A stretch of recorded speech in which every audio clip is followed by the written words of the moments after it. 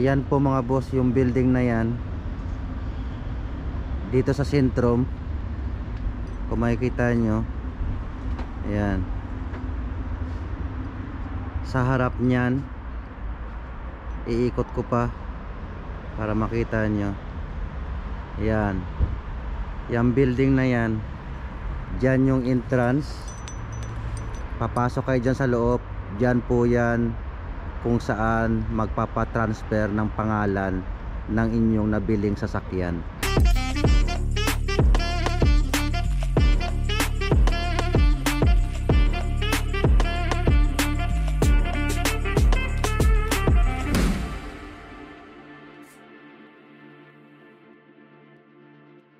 Good afternoon mga boss. Sasamahan natin yung tropa natin. Mabibili daw siya ng sasakyan. May kausap na siya. Makita natin kung paano sila mag-process ng sasakyan dito. Lalabas na tayo para makita natin siya. Bibenta mo na yan? Hindi pa, friend. Sino bibili? May mga tropa tayo, baka gusto nila bumili. Dito natin pupuntahan. Ilang kilometro ba yan? 25 kilometers lang. Malapit lang, 29 minutes. So ando na tayo. Mabilis yung lalabos yung sasakyan, friend. Good. So pagka Mahirap kasi gawa ng pag bumili ka lang din naman. Tapos marami pang mapagawa. Kaya tinastasan mo yung presyo, 2,000. okay yun.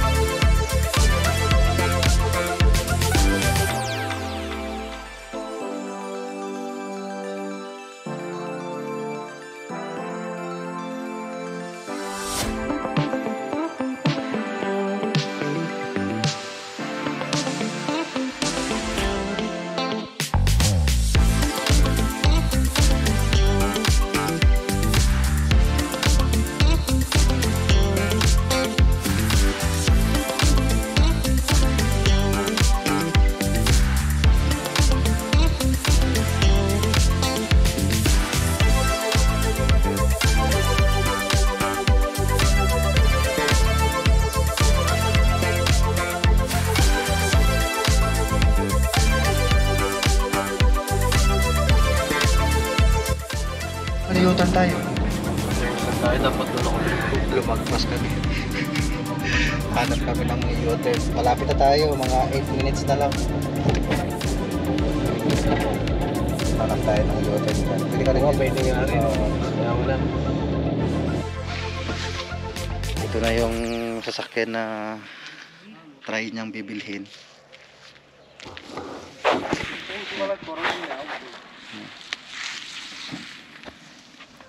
Ford. Ganda pa. Pati yung loob. Laki. Ano bang Ford to? Ford C-Max. C-Max niya. Laki ng likod oh. Laki ng kargahan eh. 5-seater. Gulong bago pa oh. Daming tama. Ha? Daming tama kasi. May makina. Ganda ng makina, tuyong-tuyo oh. Oo. Oo. Talagang mamili car, kaso nga lang. Silipin na natin. Check natin yung ano lang. Parang bagong biyahe lang. Hindi pa, oo. Hindi pa ano. Pero sa 2,000 wala naman siyang usok. Hindi pa na-tinsel to pre. Hindi pa. Oo. Actually, all na yung siya na.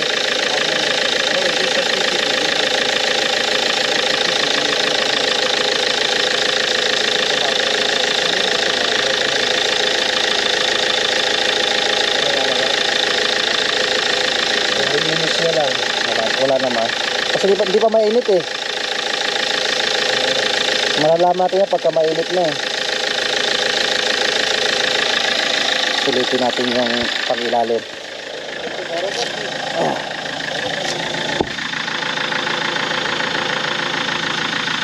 Okay naman siya.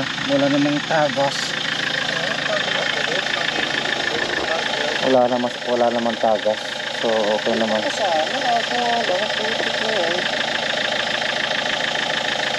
Mga preno.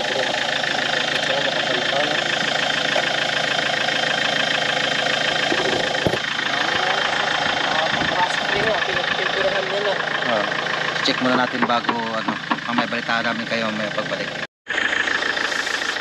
Yan. Bago pa medyo may tama lang. Pero okay naman kung magkakasundo sa presyo. Kung pwedeng tawaran, tayo katawaran nyo na lang. Ganda pa eh. Okay pa eh, pati gulong bago. Nasa 80%. Madali lang bumili dito kaysa sa Pilipinas. Dito pagka nagustuhan mo ang bibili mo sa sasakyan, tapos ayun, magkasundo kayo sa presyo, kaliwaan ka agad ng bayad, pwede mo nang iuwi. At ang usapan lang doon is yung papel kompleto, mayroon na siyang pirma na katunayan binibenta.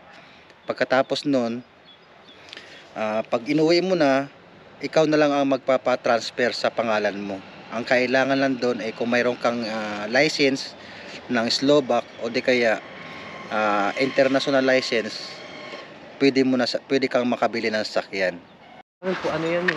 Dito kami ngayon sa napadpad kami dito sa bilihan ng mga sasakyan. Ayan napakarami niyan Mamili lang kayo dyan. Ito? 6,000 yan? Diyos mio marimar. Pakarami 10,000. 5.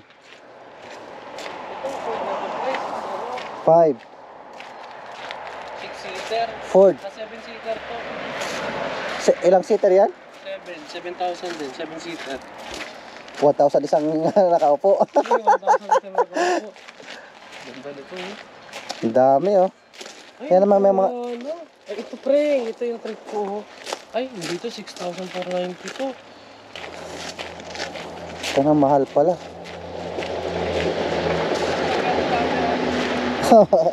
yan lang yung model. Honda 8,490. Yun 990. Gasolina to pre. Hindi, diesel pre. Diesel to? Ford Fiesta Iconic. Tignan ko na to direct test drive ko na rin. Ganda. Sis. Diba? Ito yung sinabi ko si Rinald kanina. May damage lang ang damage lang yan doon. Wala naman yun. Wala yan. Kakabit yan. Kakabit lang. Parehas yan, 3.5 lang naman.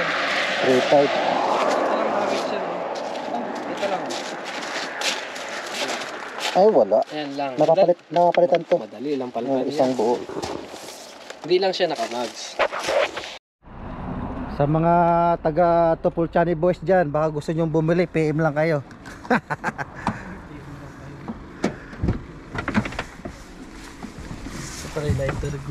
PM lang kayo. Dito si Boss Alfred.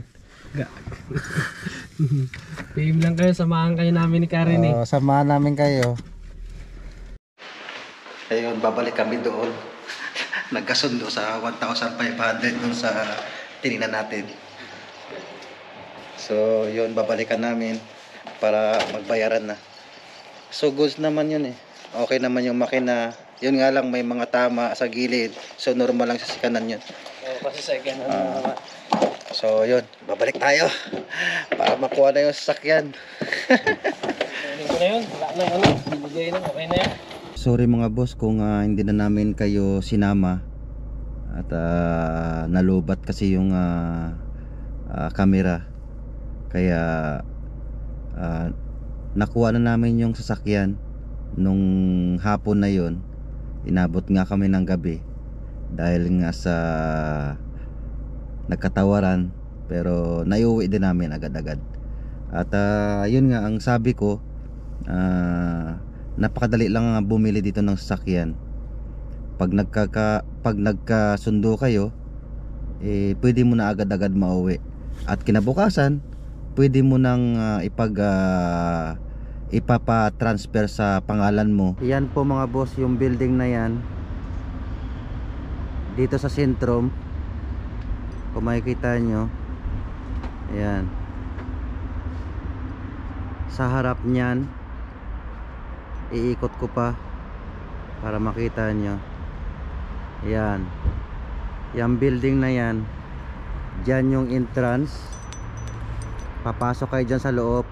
Dyan po yan kung saan magpapatransfer ng pangalan ng inyong nabiling sasakyan. Pero bago dyan, bago nyo ipapatransfer, pupunta muna kayo sa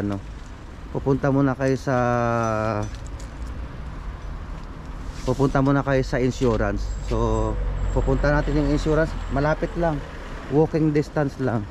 Ituturo ko sa inyo, maglalakad tayo ng konti. Sige lang, para makita nyo kung saan ako nagpapatransfer.